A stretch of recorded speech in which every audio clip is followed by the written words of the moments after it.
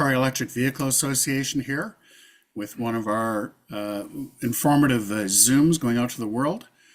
Today, we're very happy to be talking solar in British Columbia. You might wonder why an electric vehicle association is keen on solar. With our logo, we've been plugged into the sun as part of our mission statement, since we became an organization. So today, we're very lucky. We have two experts in this field. First off, we have Tom Hackney from the BC Sustainable Energy Association. He's going to be briefing us in on what's happening with net metering. And that's because he stands before the BC Utilities Commission. And actually, the BC SEA stands in and represents Victoria EV Association when they do so. Also on the call today, we have Steve Unger from Shift Energy Group. They are big solar installers in British Columbia, and they've actually gone to the other side of the country as well. So great to see both of you gentlemen today. And of course, Jim Henshaw, our Vice President and Master of Ceremonies, making sure all the right buttons get pushed at the right time. Without further ado, Tom Hackney. Thank you, Glenn, and it's a pleasure to speak to the Victoria EV Association.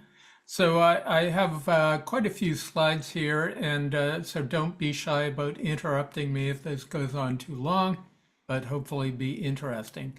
So territorial acknowledgement, BCSEA, is located on the traditional territories of the Lekwungen-speaking peoples, and BCSEA recognizes the over 200 Aboriginal nations with traditional territories in what is now BC. BC Hydro applied in June of 2024 to the BC Utilities Commission to revise its net metering program. And this represents the biggest structural change that BC Hydro is proposing since net metering began in BC in 2004. And just to give a very brief summary of what we're looking at here, net metering is changed to net billing. So the credit for monthly excess generation will no longer be at the retail rate that the net metering customer pays for energy, but rather at a proxy for BC Hydro's long-run marginal cost.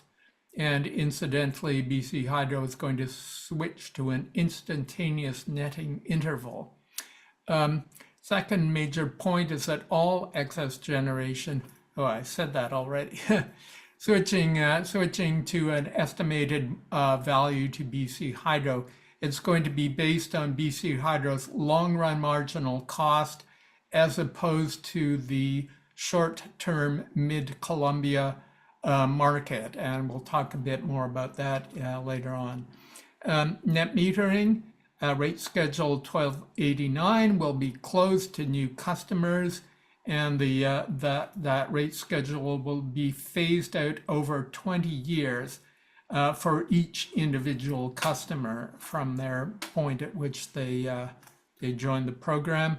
And instead, BC Hydro is promoting what they call the self-generation service rate. No limit to the size of a customer's project, but rather a limit to the volume of energy that a customer can inject onto the grid. And finally, community generation service will be implemented, and I'll describe that a bit more later. At the same time, we're looking at government mandated incentives. So Cabinet's Direction number 9 to the BCUC allows BC Hydro to use ratepayer money to fund incentives for customers to install solar PV and battery storage. And BC Hydro is offering up to $5,000 to install solar PV and another $5,000 to install battery storage. At the level of businesses, that comes up to $50,000. And for social housing, indigenous communities, and remote communities, $150,000. No coincidence that these two things are happening at the same time, I think.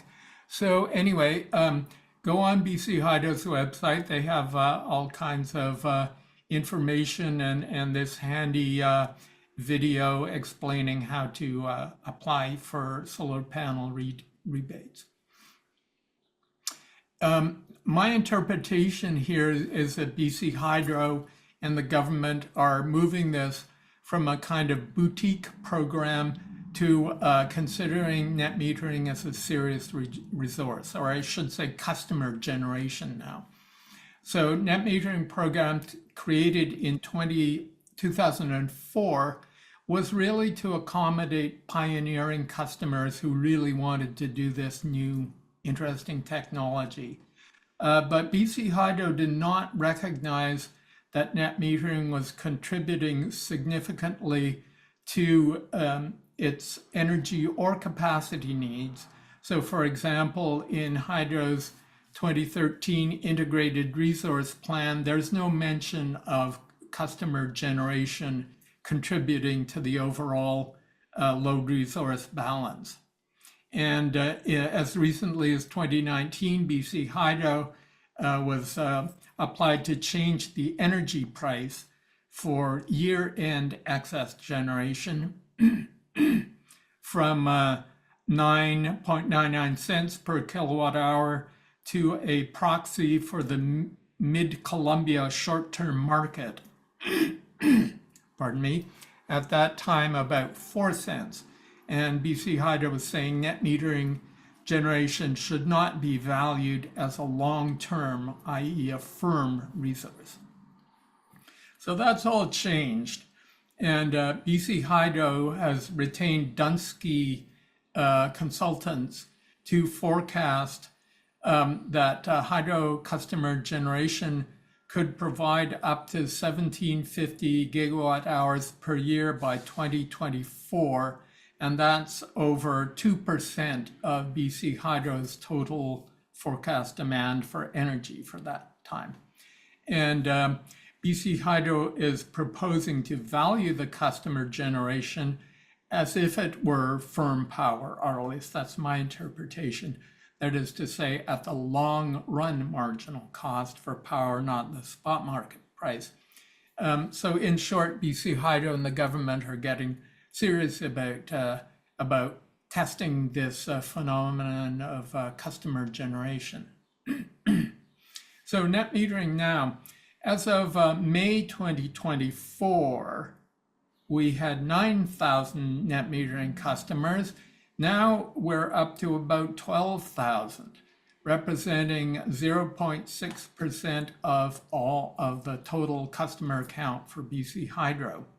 We're up to almost 80 megawatts of generation capacity, which is just shy of 1% of the total of BC Hydro's hydro heritage capacity. So it's not great, but growing strongly. And just a few interesting statistics. Almost half of the net metering is on Vancouver Island, and the other half mostly in the lower mainland where the population is, and the southern interior where there's a great deal of sun. Most of the participation is in the residential sector, but also some commercial. And so generation types. Solar PV, overwhelmingly the largest form of generation, but significantly hydro. There are 20 hydroelectric projects, and they contribute an outsized amount of the total generation that BC Hydro receives from net metering. And then single detached house is the most common. So in the residential sector, we're not seeing a lot of MURBs or condos with net metering on them at this point. Average installation size, we see residential about 7 kilowatts. And small general, SGS small general service, MGS medium, LGS large. So the commercial operations tend to have larger capacities. This is kind of a little bit more detail as on the previous slide. So on the top line, you see 8650 number of solar residential customers in 2024. Annual consumption 15,600 kilowatt hours, which is a large-ish house, I would say. And annual excess generation around 4,400 kilowatt hours. Next row down, you see hydro 11 projects, average annual consumption 25,000. So could be talking about a farm operation there. And then that operation has a relatively large size of generating facility, 44 kilowatt hours average, and 120,000. So anyway, that's just for a bit of context as to the range of net metering projects that BC Hydro has right now. Now, the value of customer generation, for simplicity of administration, BC Hydro initially started by crediting the monthly excess generation at the same rate as the customer's retail rate. And so currently for a residential net metering customer, that would mostly put them in the 14 cents per kilowatt hour two-tiered tier 2 rate rather than the tier 1. But you see that when you go to the general service rates, it varies considerably. So BC Hydro, one of their objectives is to make this more uniform and consistent. And as I said before, BC Hydro now wants the customer's excess generation to be priced at its calculated value to BC Hydro. And in order to arrive at a number, they've retained Dunsky consultants to look at that. And as Dunsky says, they're looking for compensation mechanisms that balance the benefits of solar adoption with equitable cost distribution across all ratepayers. So they have two lines of analysis, value of solar analysis, and then the cost shifting or cross-subsidy assessment. And in considering the value of customer generation, they have several, there's more than one way to calculate this, and Dunsky had what they called the avoided cost, which is BC Hydro's traditional approach, expanded frameworks, which gives more emphasis to the capacity value of net metering, and then the comprehensive framework goes beyond that sort of narrow scope to include things like jobs, the economy, and the environment. And so I won't go in detail as to how Dunsky did their analysis, but this is the outcome is that so ACF is the avoided cost framework, and the expanded framework both come out to around 10 cents per kilowatt hour. If you include purported economic and environmental benefits, you get a lot higher. BC Hydro is not proposing to recognize those values in its current application, and we'll see how that turns out in the proceeding. Tom, Yes. just wanted to say the avoided cost, that's the cost that BC Hydro avoids by not having to build more generation? Yes. Okay. And if you look at the expanded framework, that would also include, building more generation means two things. It means building a generation plant providing energy. It also could mean building more trunk lines and distribution capacity to allow more energy to be flowed, at the maximum peak times. Right. And then the solar that's generated in a distributed fashion doesn't need the transmission and needs only minimal local distribution, right? Yeah, yeah, Okay, thanks. exactly. But I'll point out on this graph, the dark blue, the navy blue, is the energy value of net metering, and that constitutes for the ACF and the EF, that constitutes the majority. And then at the top of the ACF bars, you see a little yellow line representing distribution line losses. So if you have localized generation, BC Hydro loses, there's less electricity lost as BC Hydro moves their electricity through the distribution system. So Hydro is recognizing that value. Now, if you move to the EF bar, you can see at the very top, if you look very carefully, you'll see a very small little red sliver, and that represents distribution capacity. So there was a hope, or some people were hoping that net metering would be valued very highly for its ability to avoid the need for BC Hydro to build new major infrastructure. But this analysis is not confirming that. It's saying that the distribution capacity doesn't have a lot of value. That distribution capacity is beefing up the distribution system. Just below that line, you see an orange one. That's transmission capacity. So again, that's the bulk transmission system. So this is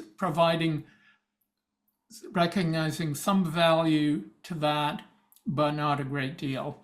And the light blue that you'll see a larger bar there, that represents things like building the Revelstoke 6, a capacity project, adding a 6th generator to Revelstoke Dam so that they can meet capacity, so that they can switch on a higher degree of energy output from Revelstoke to meet capacity, to meet peak needs.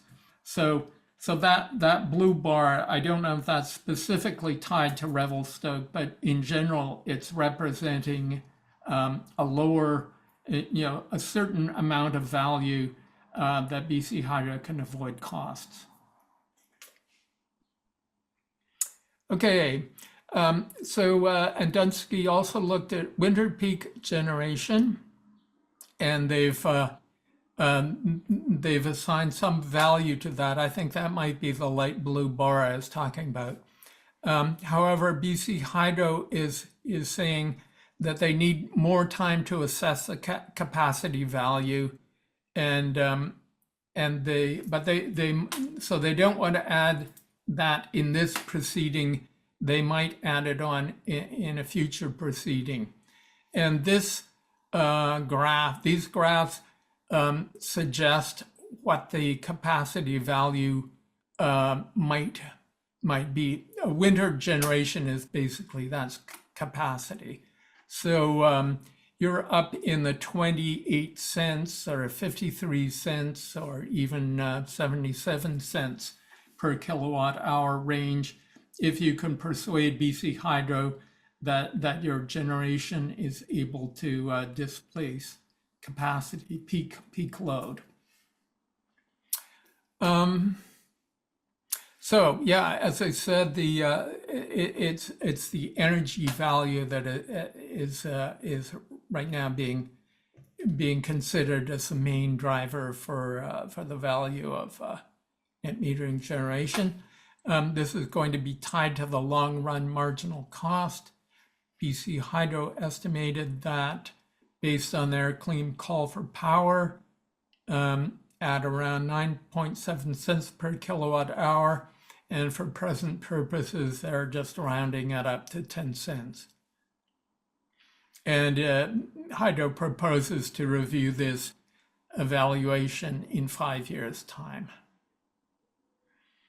So moving on to cost shifting, I won't spend a lot of time on this, but the kind of lighter color bars represent the what Dunsky estimates to be the current cost shifting under the existing net metering structure from BC Hydro's regular customers, non-participating customers, to their net metering customers.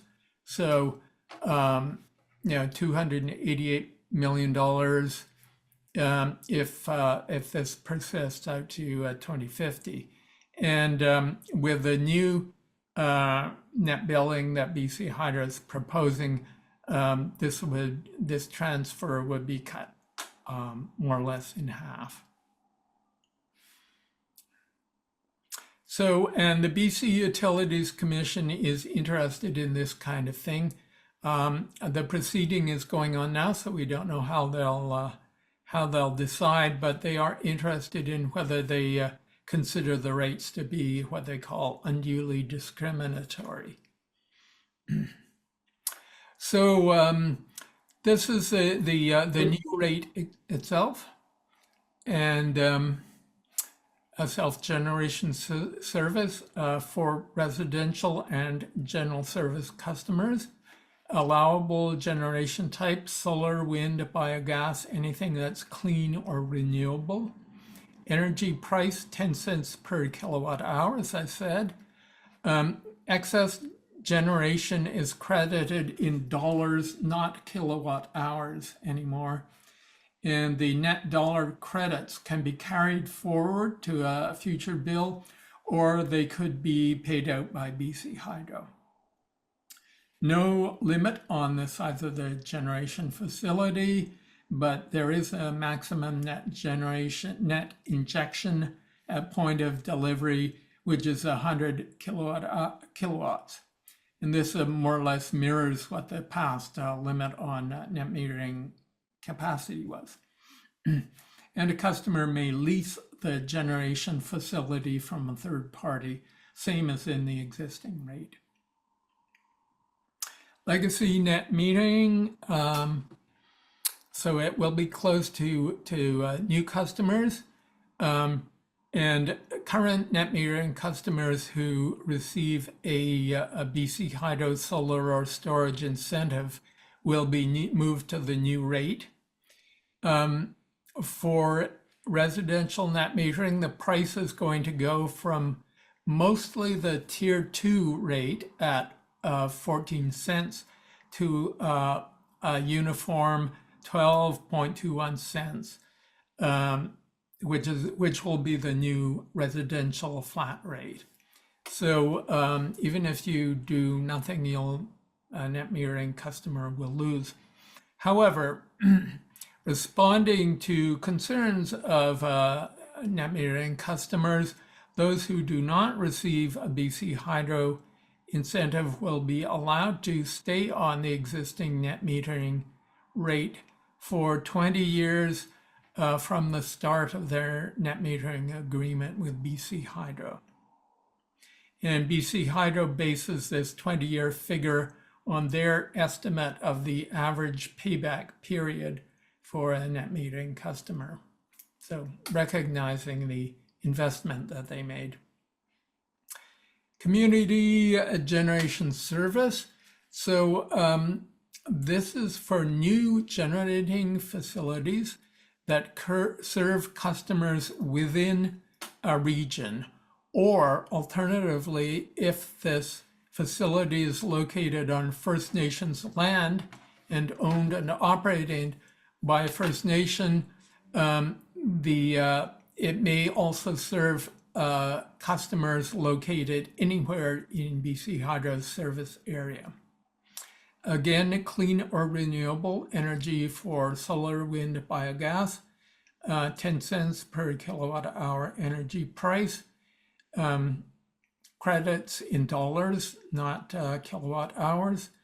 No limit on the size of the generation facility, but there is a maximum net injection at the point of delivery, which is a complicated formula, but obviously larger than for a single net metering customer. The community generator customer could be a co-op, a strata corporation, or some other entity. And they would take responsibility for allocating the generation credits to each one of its benefiting customers.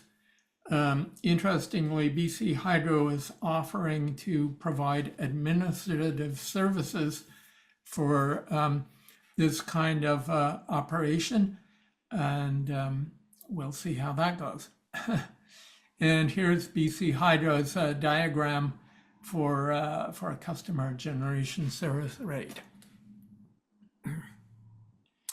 Dunsky forecast for scenarios of solar capacity. This is highly sensitive to policy. So we'll see the highest levels, enhanced economics and policy support up there around pushing the capacity up to 2,000 megawatts by 2045, as opposed to 80 today. Considerable leap based on an assumed increase in policy. The incentive program, the yellow that's halfway up the graph, that's I think that reflects the current incentives that BC Hydro is proposing. And for battery storage, Dunsky's forecast is a lot less. They're forecasting up to around, in the best case, around 100 megawatt capacity of batteries being deployed by 2042. So, as I said, BCUC is currently reviewing BC Hydro's rate proposals. Some of the intervener issues that have come up is the appropriate assessment of the value of customer generation, especially solar. We haven't heard in detail from what arguments the interveners are advancing at this point, but we'll see if they can push BC Hydro off their existing, what they're proposing with the 10 cents. Cross subsidies and fairness is of interest to some of the interveners, especially those that represent low-income customers. And there are First Nations groups intervening who are very interested in developing customer generation projects. BCSCA is intervening in this proceeding. We generally support BC Hydro's direction on customer generation, subject to detailed review of the evidence. We are concerned about the complexity of community generation and about BC Hydro's offer to provide administrative services, which is definitely different from what a utility usually does. And finally, I think a decision on this proceeding is likely later this year. However, if the whole thing doesn't blow up into a wild oral hearing and all kinds of things like that. So that's my talk.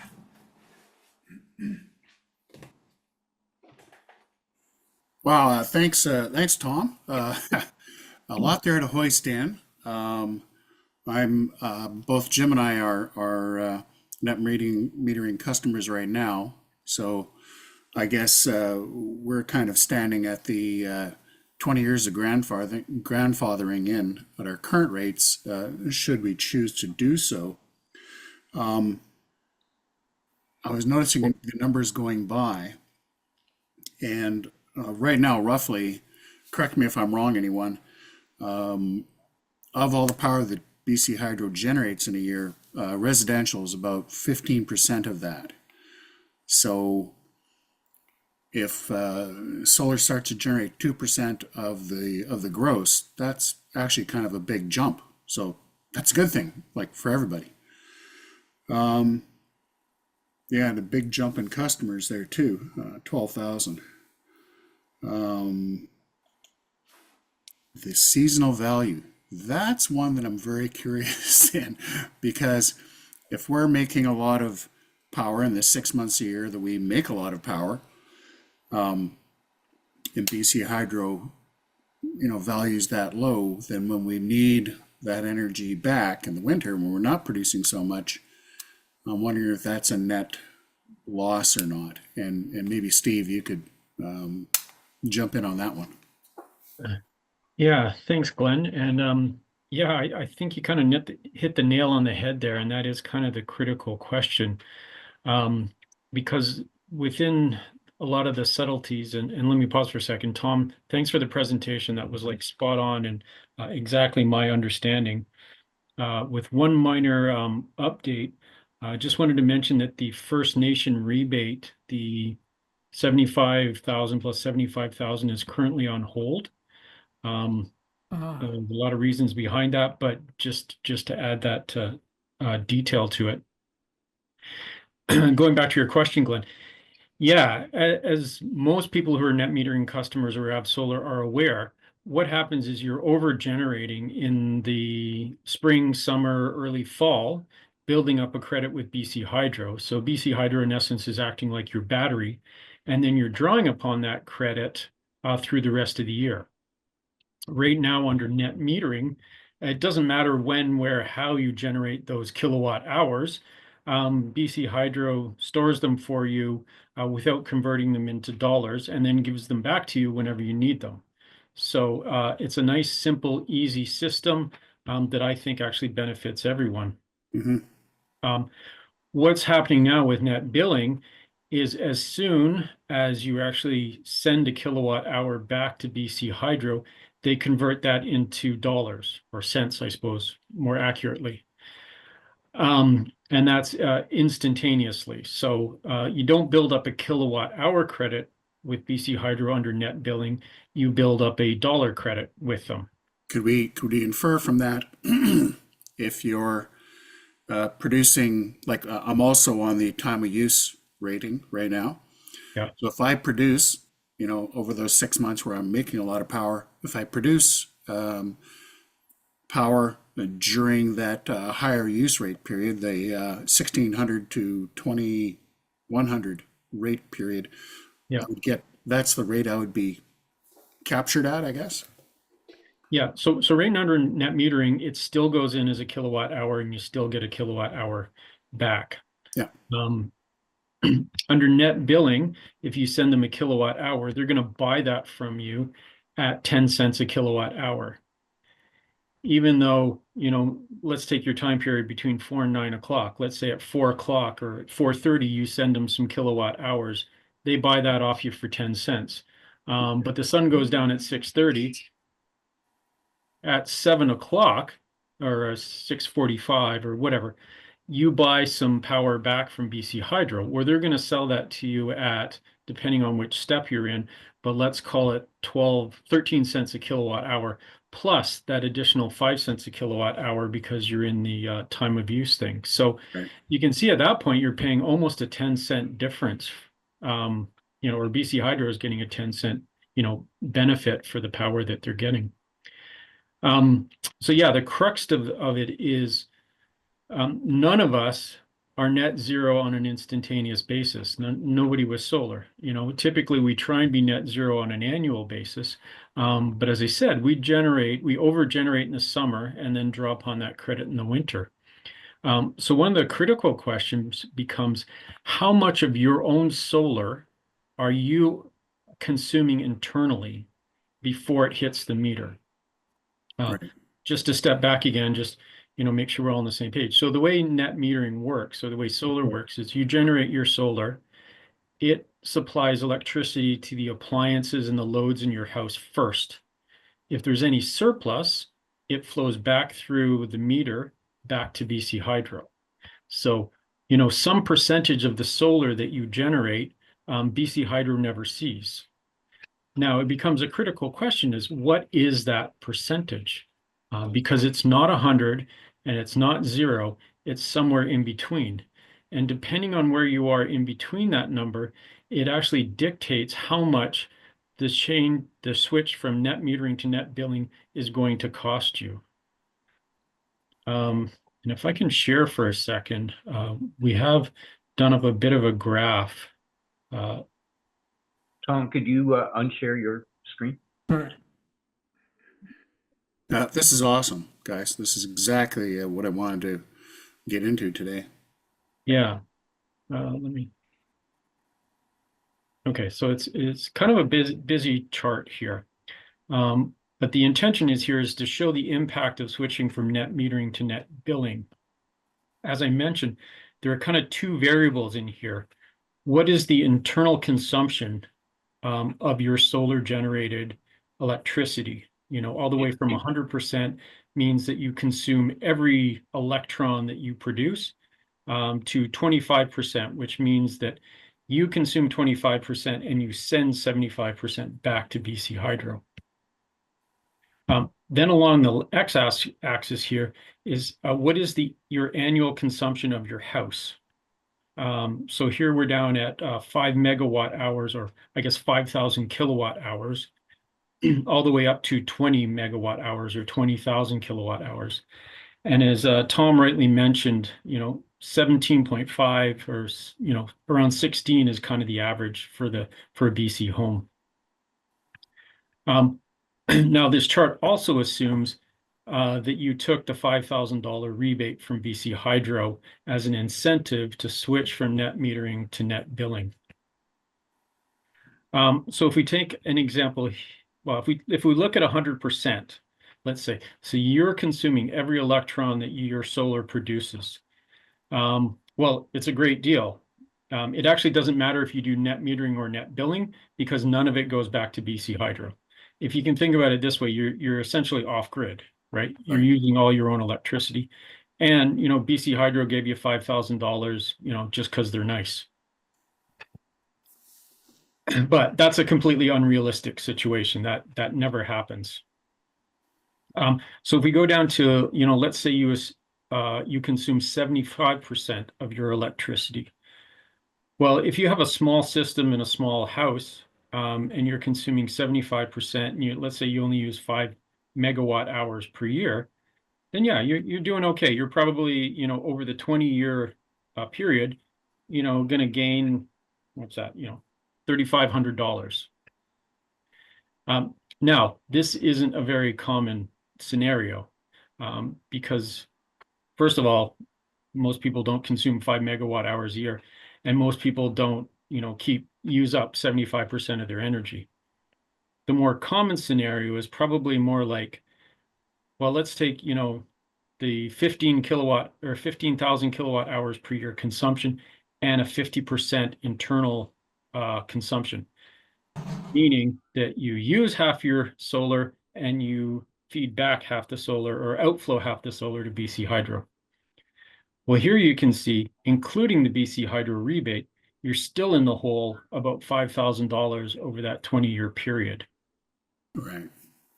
So in fact, you would have been better off staying on net metering, not taking the BC Hydro rebate, to the tune of about $5,000.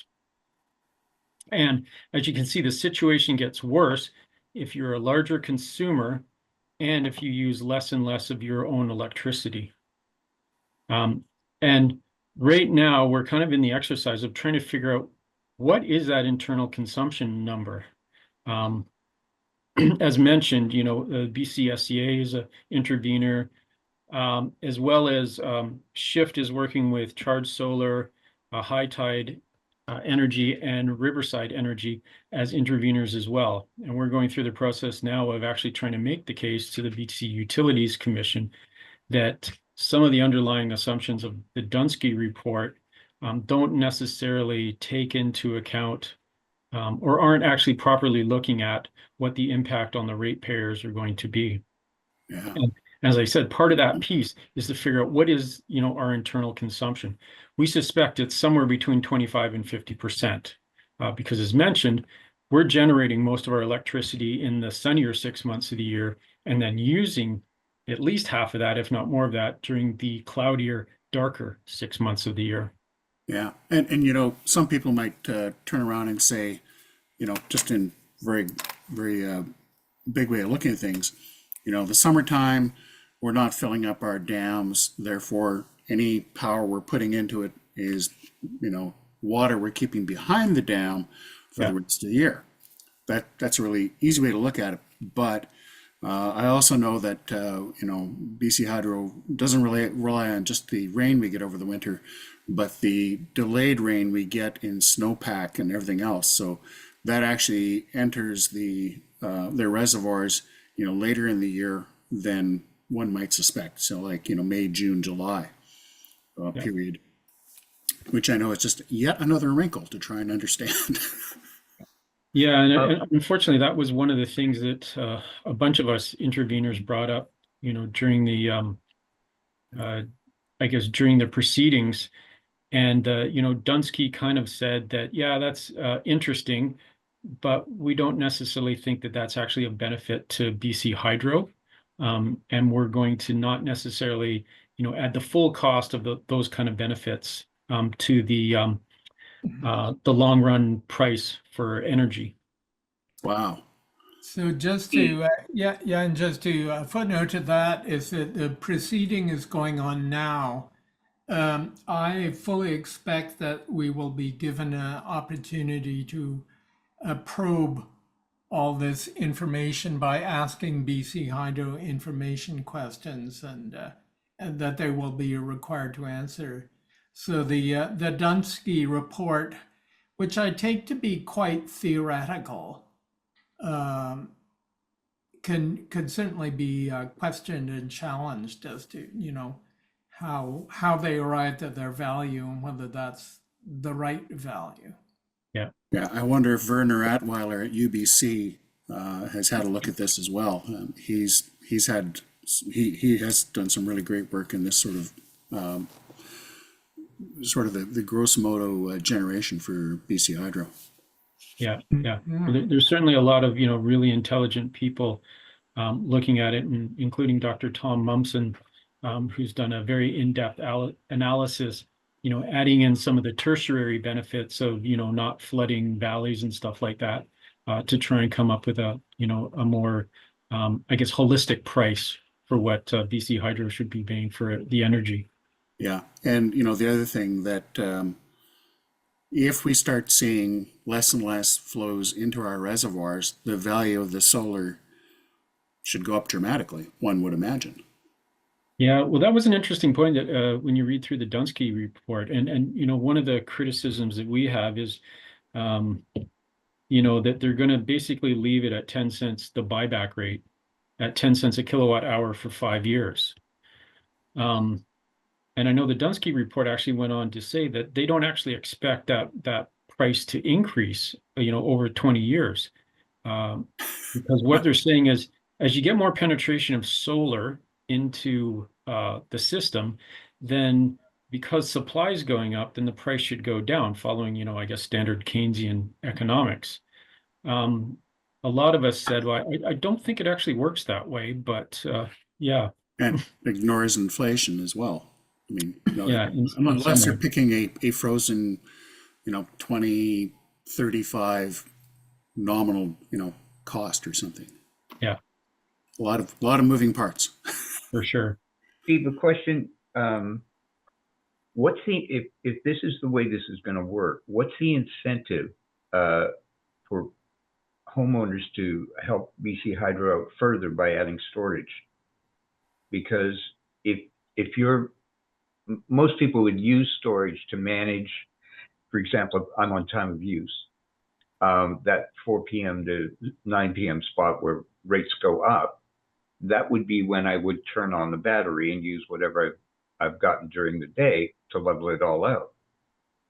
But this implies that if I do that, it's going to work against me when we come to determining the payback, right? Or am I reading that wrong?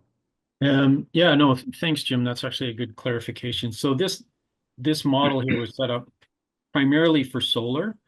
Right. Although you could argue you could apply it to battery if you were selling the energy in the battery back to BC Hydro. Right. Most people, when they do time of use, including myself, I don't actually sell that battery energy back to BC Hydro. I just use it myself so that I, save the 5 cents. Well, actually, I'm saving, getting the 10 cents a kilowatt hour difference. Yeah. Right. Keeping everything behind the meter. Yeah. So between 4 and 9, I run the house off the battery. After 11 o'clock, I charge my battery back up. Right. And, in fairness, I got a $5 credit on my last bill for doing that. So, in, let's see, I don't know how many years my battery will pay for itself, but yeah. Right. And primarily that's one of the benefits of having battery backup. Most people these days, or most people have installed battery backup systems as a form of energy security for grid outages, not as a method of, making money. Right. Solar has Arbitrage. much better ROI than batteries probably ever will.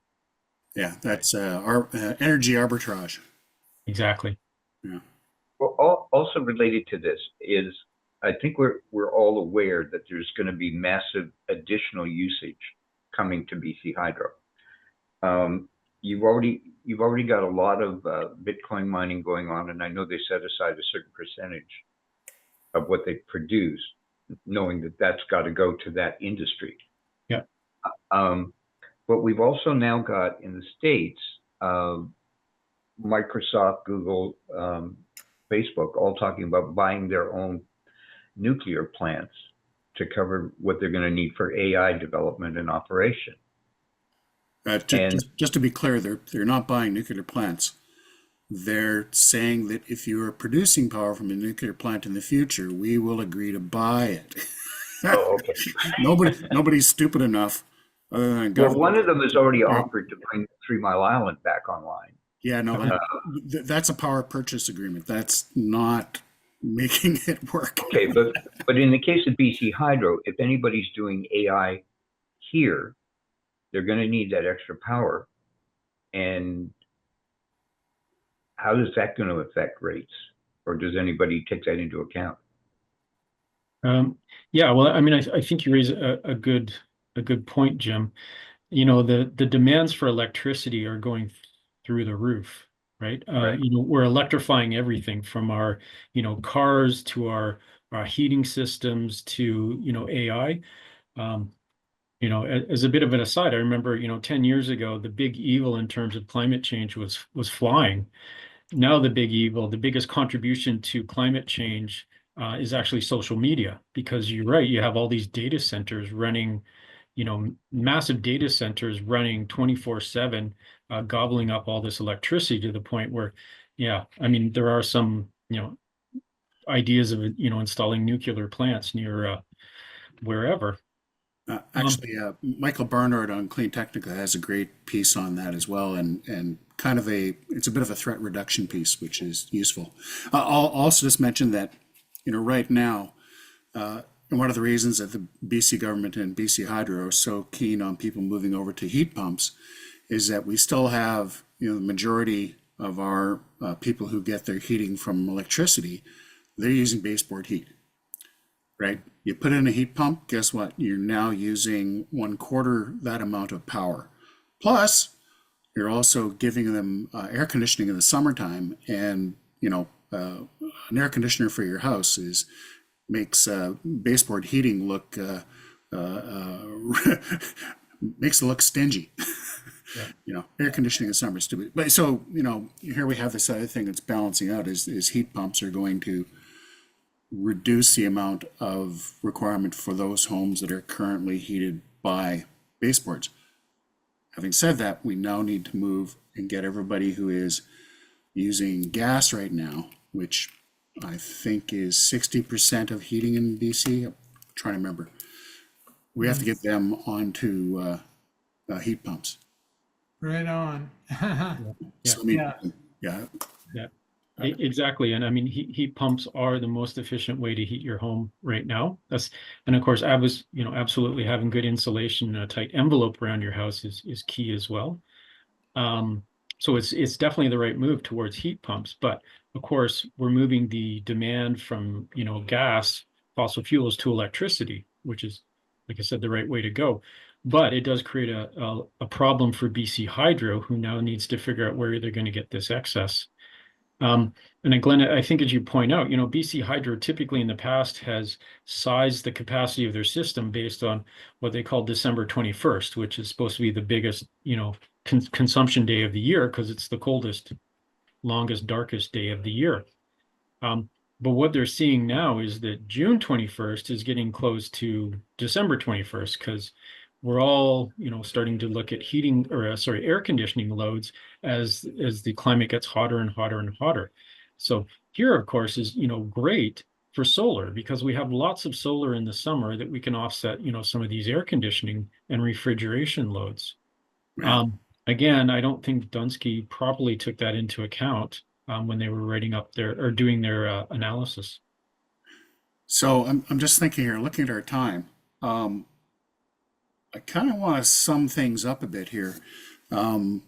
Great presentation, Tom. It's certainly dragged out a lot of stuff for us to chew on, Yeah. and I would certainly say solar is still a great idea for any residential building or MERB or however you want to do it.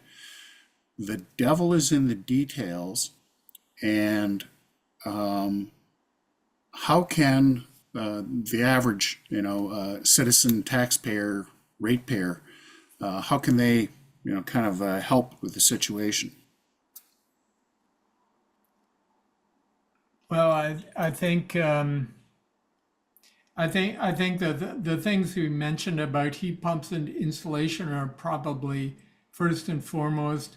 Get out of your your internal combustion engine vehicle and get onto an EV or onto a bicycle. In terms of solar, I think BC Hydro is definitely moving forward on this, perhaps a lot slower than some of the most knowledgeable people would like them to move. But from my perspective, looking at how they do things in the BCUC and how they've been planning things, I think they're doing not too badly. They're a utility. They have to make sure the lights stay on and that the rates don't go up outrageously. So they have to make sure things really work. So in that context, they're more cautious than a person who has discretionary money that they can, put into a newer technology. So on that basis, I'd say they're aware of things and things are evolving, and the situation will continue to evolve. So stay tuned. Right. Steve? Yeah, great question, Glenn. I would say, solar proved its business case probably, in 2008, 2010, when we hit grid parity, when you could produce solar for less than you buy it from BC Hydro. And that was before BC Hydro was going to give you $5,000 to do that. the $5,000 rebate is nice, but in some ways I would look at it as short-term gain for long-term pain. So I would tell people the solar ship has sailed. It is definitely the best way to generate electricity on the planet. And I wouldn't even consider the BC Hydro rebate when you're looking into doing it, because over the 20-year, 25-year life of the system, it's actually going to be, it's not going to help. So do the solar, don't worry about the rebate. It's still the best thing for your pocketbook. It's the best thing for the planet. And, you know, in some ways, I kind of wish the BC Hydro rebate would go away, because it's added a lot of complications to our lives as installers in terms of having to go, you know, jump through a few extra hoops. But yeah, again, I agree with Tom. This process that BC Hydro has gone through with the Utility Commission has been very thorough, very detailed, and important. I do appreciate it. I have a lot of friends that work for BC Hydro. Running a utility is not a simple thing. It's the most complicated machine on the planet. But we do have to look towards the future, and we have to look at energy scarcity coming down the road, and we need to be looking at community being able to, I guess, develop and install and generate their own electricity. Terrific. Well, thank you, gentlemen.